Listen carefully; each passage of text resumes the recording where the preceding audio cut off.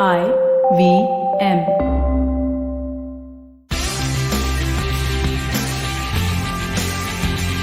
In 1990, Son Tara fell in love with Amar Singh and they eloped. But within a year, 6 members of Amar Singh's family were shot dead in cold-blooded murder.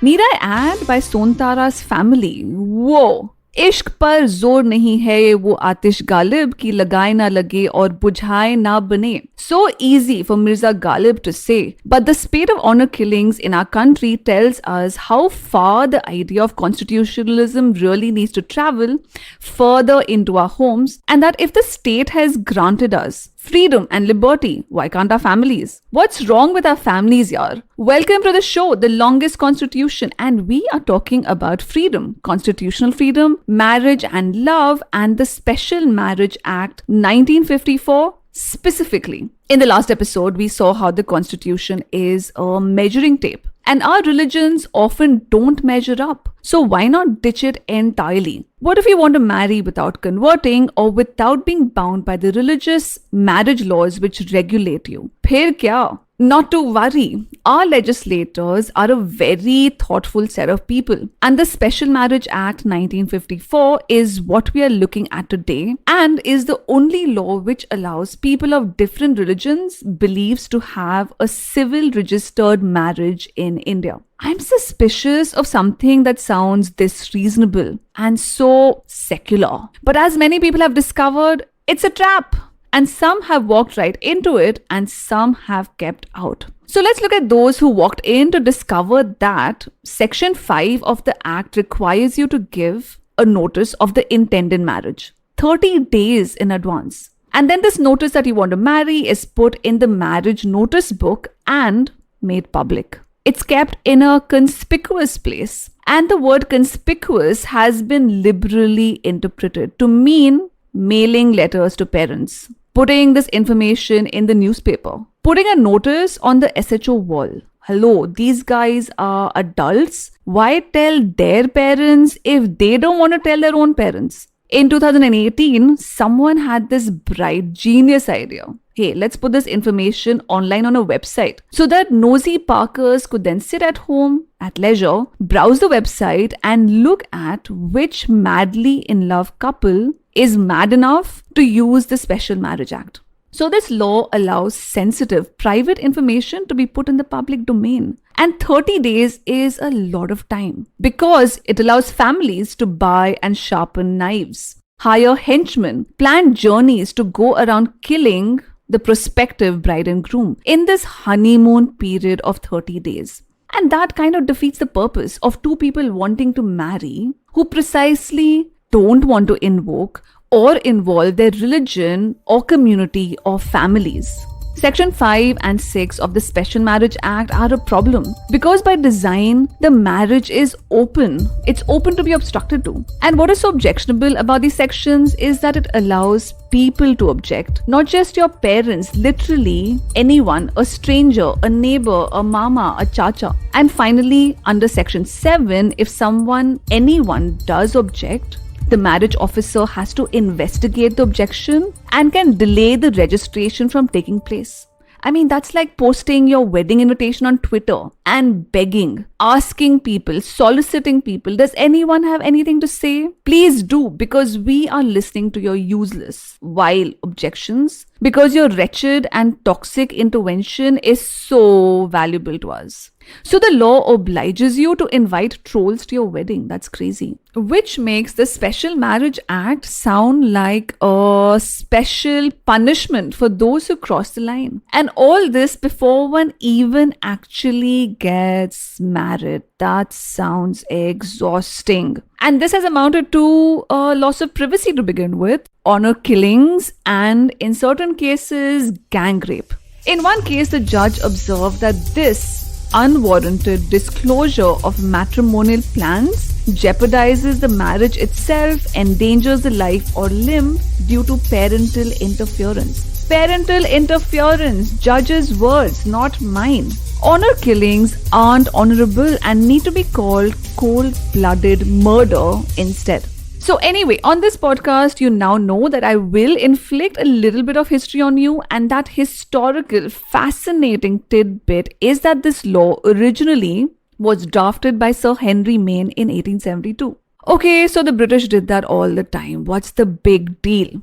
Okay, here is the big deal. It was based on a petition made by an Indian, rather a group of Indians led by Keshab Chandra Sen, who wanted such a law for people who wanted to marry without the codes of religion. And this was in 1869. And I don't think much has changed, because even today, in India, marriage doesn't mean consenting adults. In India, it still means consenting families.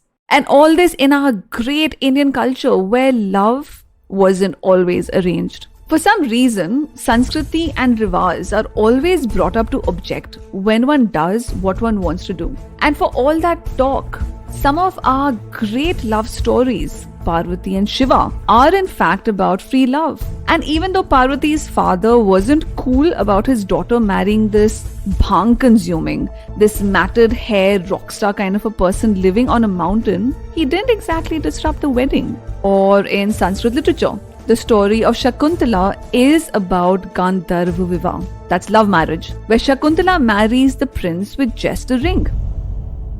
Okay, so it's a different problem that Shakuntala bathes in a river, loses the ring, and the prince has memory loss and can't remember her. But that's not the problem or the point here. But forgetting that one turns to a major at age 18 is. Parents, families, really back off, please. So when Abhishek Kumar Pandey wanted to marry Safia Sultana in UP last year, rather than marry under the SMA, Safia converted to Hinduism to marry the love of her life. But how far away from one's family can one run?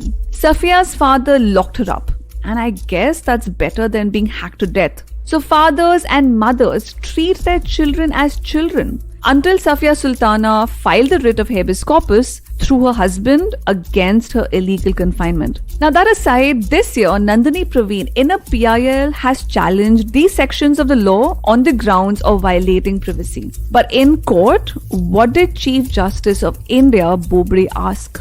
Imagine if children want to run away to get married, how will the parents know about the whereabouts of their children? So asked Justice Bobre. Now one isn't a child at 18, that's called being an adult, and when I last checked, it was legal. Justice Bobre doesn't seem to comprehend the nuances of privacy and consent generally in life. He seems to have forgotten that in 2017, the court in Asha Ranjan versus State of Bihar ruled the choice of a woman in choosing her partner in life is a legitimate constitutional right, recognized in the constitution under Article 19. Anyway, what happened to Abhishek and Safia? When asked in court why they didn't marry under the Special Marriage Act, this young couple said that they were scared. They were scared of using the law because the law meant a loss of privacy and meant living in fear. In a refreshing judgment in Safia Sultana versus State of UP 2020, the Allahabad High Court said that Section 5 is optional and that the publication of that information is not mandatory. Woohoo, that's a great start, but it could be overruled. And while we fall in love and want to marry, what about those whom none of our marriage laws recognize explicitly yet? Same-sex marriages. In the next episode, we will look at gender, the constitution and marriage, and look at the small but steady steps towards that. Did you like the show? I have a feeling you did. Spread the word, share this podcast, and this time with your parents.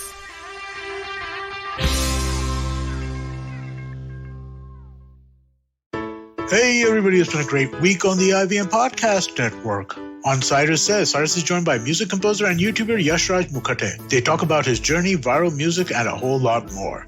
On Advertising is Dead, Varun speaks to Ankit Vyas from Oxfam India about how the increased privatization of education over the years has led to severe inequality. On The Wire Talk, Siddharth is joined by Professor Gil Verniers. They discuss his years of research on politics in UP, especially in the run-up to the elections. On Tere Mere Raaste with Keshav, hear all about the Haveli in which great Urdu poet Ghalib lived. On the Talarate Kannada podcast, Pawan is joined by Pratilippi Kannada's Akshay Balagere to talk about how Indian language writing and reading is changing in the digital era. Do follow us on social media. We're IVM Podcast on Twitter, Facebook, Instagram, and LinkedIn. And remember, if you're enjoying this show or any of other shows for that matter, please do tell a friend. And finally, we'd like to thank our sponsors this week, Cred, Bank of Baroda, Quarter, CoinSwitch, Kuber, Slay Coffee, Intel, Kotak Mahindra Bank, and Oxfam India. Thank you so much for making this possible.